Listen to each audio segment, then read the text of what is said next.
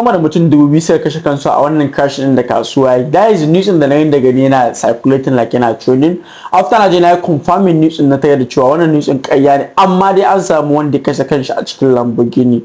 Wani dan Ukraine ne, I think an samu gawansa after kasuwar nan ya yi crash in few days back. So mu muna kokarin hada kudin Lamborghini ba ma shi wani an same shi ya kashe kanshi. So one thing, akwai experiences da na samu guda biyu after na karanta wannan labarin wanda zan muku share din shi a cikin wannan bidiyon wanda zai matuƙar taimaka muku sosai da sosai.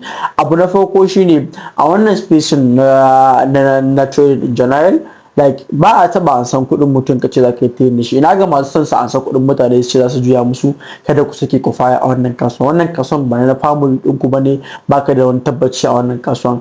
Sannan kuma abu na biyu shine always invest what you can afford to lose. Kada ka sake ka je ka investing ɗin kuɗin da ka san ba za ka iya juya asarar su ba. Like misali yanzu kana da naira 10,000, idan ka investing ɗin naira 10 ko naira 15, kana gani idan ka yi asarar wannan kuɗin za ka ji wani abu. So irin wannan kudin shi ne ake sa a wannan market din. So stay safe, Allah ne ba mu sa.